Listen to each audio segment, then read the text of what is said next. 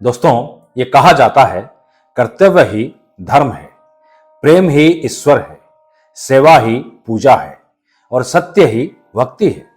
संतों की उपदेश देने की रीति नीति भी अनूठी होती है। कई संत अपने पास आने वाले से ही प्रश्न करके उसकी जिज्ञासा को जगाते हैं और सही सही मार्गदर्शन कर देते हैं। एक महान संत थे जो एक धर्म संप्रदाय के आचार्य भी थे। दूर दूर से लोग उनके दर्शन एवं मार्गदर्शन के लिए आते थे।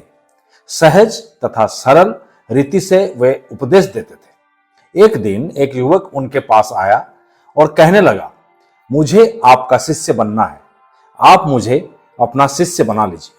संत ने पूछा, तुझे शिष्य क्यों बनना है? युवक ने कहा, मेरा शिष्य इसीलिए बनना है कि मुझे परमात्मा से प्रेम करना है।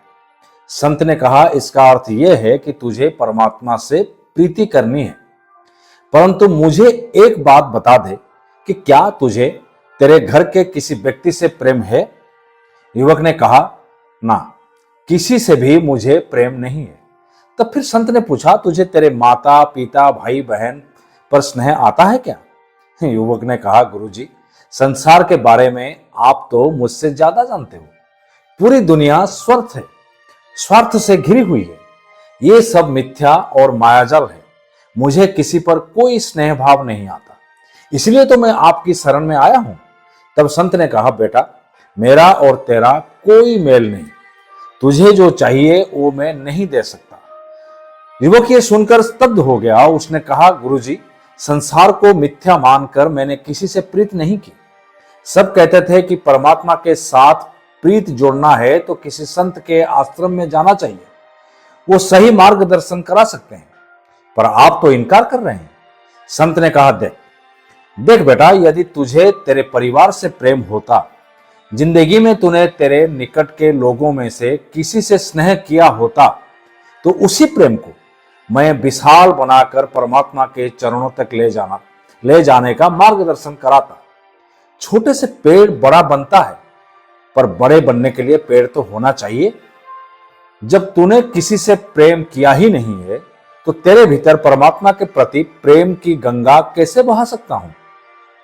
दोस्तों, कहानी छोटी सी है पर बहुत बड़ी बात सिखाती है। जिसे अपने निकट के लोगों से, भाई बंधुओं से प्रेम भाव नहीं है, उसे ईश्वर से प्रेम भाव कैसे हो सकता है?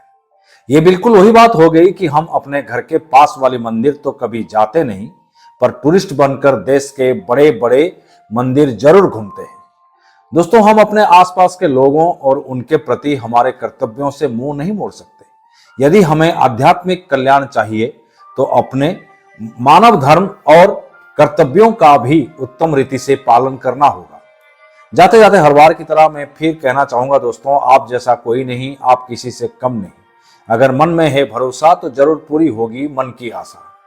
फिर एक नई कहानी लेकर आपके समक्ष उपस्थित रहूंगा। तब तक के लिए स्वस्थ रहें और मस्त रहें।